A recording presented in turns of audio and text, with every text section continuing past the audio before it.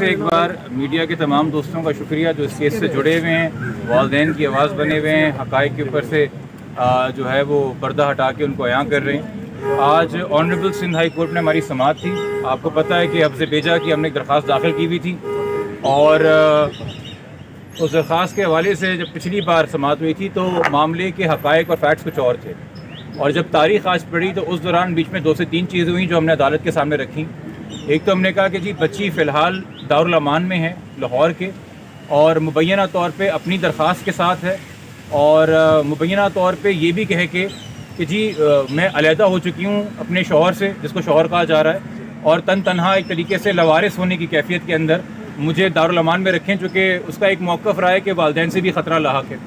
मगर मकसद सिर्फ ये बुनियादी बात बताने का अदालत को था कि इस वक्त जो एक फ़ाइनेंशियल अपकीप होती है किसी बच्चे की, वेलफेयर होती है फ़िज़िकल, मेंटल, हेल्थ वाइज, कपड़ा, खाना, दवाई, ये कोई ख्याल करने वाला नहीं है। और वो रियासत की मरून मिल्लत हो गई है और वो कह रही जी मुझे दारुल अमान पे रखें, मुझे रियासत अब पाले। ये उसकी करंट स्टेटमेंट है 19 तारीख को जो डेवलपमेंट हुई है। दूसरा, मैंने उनको बताया कि जी एक व्यू फॉर्म कर लिया है पुलिस ने कि चाइल्ड मैरिज एक्ट लगता है, किडनैपिंग लगती है, बच्ची को बाजियाब कराना है। तीसरा, इस हवाले से सिंध हुकूमत ने पंजाब हुकूमत को ख़त भी लिखा है कि ये बच्ची हमें यहाँ पे चाहिए। तो मैंने दरख्वास्त की अदालत से कि मैंने पहले कन्फेस किया कि देखिए मैजिस्ट्रेट के ऑर्डर के तहत दारुल अमान के अंदर जो प्रेजेंस है बच्ची की, उसको मैं इलीगल कन्फाइनमेंट नहीं कह सकता फ़िलहाल, क्योंकि बच्ची ने खुद से एक दरख्वास्त दाखिल की है। तो इस वक्त जब तक तहकीक ना हो जाए कि दरख्वास्त दाखिल करवाई गई थी या खुद से की थी, तो हम फ़िलहाल नहीं कह सकते कि ये लीगल कन्फाइनमेंट है। तो मैं कोई अनफेयर स्टेटमेंट नहीं करूँगा। मगर चूँकि बच्ची मुखविया एक FIR में, चूँकि ट्रायल है FIR में, और अब तो जो मरकज़ी मुल्ज़िम है वो भी बेल लेने के लिए यहाँ कराची ही आ गया है, और तफ्तीशी अफसर भी कराची का ही होगा, और हर पेशी पे मुखविया को प्रेजेंट करना होता है। तो अगर स्टेट कस्टडी में दारुल अमान में ही रहना है बच्ची ने, तो बेहतर है कि वो दारुल अमान या चाइल्ड प्रोटेक्शन सेंटर कराची का हो, सिंध का हो, ताकि कम से कम वालिदैन जो हैं उसको कोई फरहम कर सके सहूलियात, उसके कपड़े दे सके, खाना भिजवा सके, पैसे, दवाइयाँ, कोई चीज़ हो तो मौजूद रहें। और यकीनी तौर पर अदालत इस बात को इंश्योर करेगी, क्योंकि ये मामला ट्रायल कोर्ट ने इवेंचुअली तय करना है कि ऐसा नहीं कि अगर वो कराची आएगी तो कोई भी उससे मुलाकात कर सकेगा। यकीनी तौर पे वो बच्ची की मर्ज़ी के ऊपर होगा। तो अदालत हो सकता है ये हुक्म जब दे तो उसमें लिखे कि चूँकि हमारा ये रवायत भी है कि बच्ची अगर मिलना चाहे तो वालिदैन से कभी कुछ केसेस में इजाज़त दी जाती है, मुबैना शौहर से मिलने की कभी नहीं दी जाती। ये फ़िलहाल हमारे दलाइल थे, और अदालत से जो कॉमेंट्स से जो ऑब्जर्वेशंस थी, मैं इसमें कोई हतमी राय कि अभी फ़ैसला क्या आएगा, चूँकि एक स्पेकुलेशन है। प्रॉपर तरीका ये है कि हम हाई कोर्ट के ऑर्डर्स का इंतज़ार करें। कुछ घंटों की बात है, end of the day order आ जाएगा, उसको पढ़ के तमाम आपको पता होगा कि उसमें क्या कंडीशंस हैं, क्या पैरामीटर्स हैं, और तभी हम बात करें। कबल अज़ वक्त कोई खुशी की नवीद सुना देना या कबल अज़ वक्त अफसरदा कर देना, मेरे ख्याल में दोनों ही गैर मुनासिब बातें हैं। जो आपने आर्गूमेंट दिए थे और दुआ की दरख्वास्त पढ़ के सुनाई, पुलिस की रिपोर्ट का जो प्राइवेट रिपोर्ट थी वो पढ़ के सुनाई, तो उस पर अदालत की ऑब्जर्वेशन थी क्या? अपनी ऑर्डर नहीं, ऑब्जर्वेशन क्या था? देखिए, अदालत ने ये एक तरीके से सबसे राय ली PG साहब से। आपके ख्याल में बच्ची दारुल अमान लाहौर रहे या उसे प्रोविंस ऑफ सिंध के किसी शेल्टर होम में होना चाहिए? प्रोसिक्यूटर जनरल ने अपनी सबमिशन दी कि जी यहाँ होना चाहिए। उन्होंने एडवोकेट जनरल के दफ्तर से पूछा, उन्होंने कहा जी यहाँ होना चाहिए।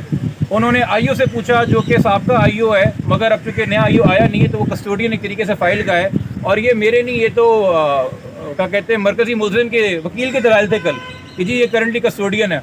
तो मैंने उन्हीं को कहा, मैंने कहा जी कस्टोडियन है, तो उन्होंने कहा भाई तफ्तीश के लिए चाहिए, तो उसने भी कहा कि हाँ जी बच्ची हमें यहाँ पे चाहिए, उसने स्टेटमेंट दिया। तो अदालत ने ये व्यू फॉर्म किया। बट अगेन फैसला क्या है अदालत का, क्योंकि अदालत ने कोर्ट में फैसला नहीं सुनाया है। अदालत ने कहा है during the course of the day. मगर जो मेरे ख्याल में एक व्यू फॉर्म है, और जो एतराज़ था मुल्ज़िम के वकील को, एक तो उन्होंने पहले एतराज़ किया कि ये चल रही है हफ्ज़े बेजा की कार्रवाई, वो कह रहे जी मेरे बैंक अकाउंट फ्रीज हुए हुए हैं, जिसका इस केस से कोई लेना देना नहीं था।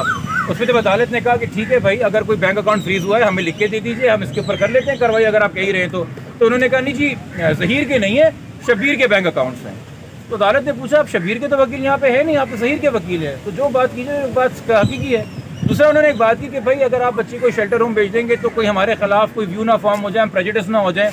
देखिए, जब बच्ची को पहली बार भी आज़ाद किया गया था, जिसके ऊपर बड़ी तनकीद की गई हाई कोर्ट पे, उसमें भी आप नोट करें हाई कोर्ट ने लिखा है कि जो FIR के मामलात हैं, जो फैमिली कोर्ट के मामलात हैं, उस पर हमारा फ़ैसला जो है वो हावी नहीं होगा।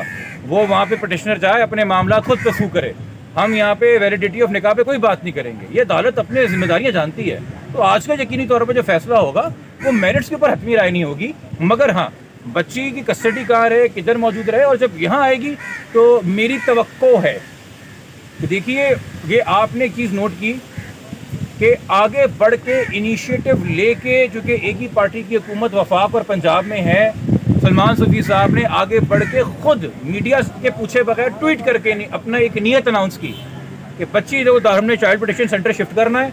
जब वो खुद दारुल अमान चली गई तो उन्होंने कहा जी टाइट सिक्योरिटी के अंदर है, और सिंध अपनी चाइल्ड प्रोटेक्शन ब्यूरो टीम भेजे, अभी तक नहीं भेजी। सवाल है ना, सिंध हुकूमत क्या कर रही है? सॉरी, अब अगर बच्ची यहाँ आती है, अब हाई कोर्ट के ऑर्डर पे आ रही है, उन्होंने अगर नहीं भेजी तो कम से कम हम एक्सपेक्ट करते हैं इतनी होशमंदी, इतनी दानिशमंदी, इतनी बुर्दबारी और इतनी अकल समझ कि सिंध हुकूमत इस केस की हसासियत को समझते हुए proper adequate security, proper adequate facility देगी किसी गैर ज़रूरी इंसान को। और ख़ास तौर पे देखें जी, आपके स्टाफ का कोई भी बंदा हो सकता है जिस पर आप नज़र ना रखें, जो करप्शन करके बच्ची को वहाँ उन चीज़ों से एक्सेस दे रहा हो जो कि नहीं देने की होती है। तो ये बड़ी जिम्मेदारी दी रही है हाई कोर्ट सिंध हुकूमत को, और हमारी उम्मीद है कि सिंध हुकूमत जो है ये जिम्मेदारी पूरी तरीके से निभाएगी। और इस हवाले से मेरी आप लोगों से दरख्वास्त होगी कि जब एक बार बच्ची यहाँ पे आ जाए तो उसकी आपकी पर वेलफेयर के बारे में सिंध हुकूमत से भी आप लोग दरख्वास्त करें और उनसे भी पूछें कि उनकी क्या जिम्मेदारी और रोल बनता है।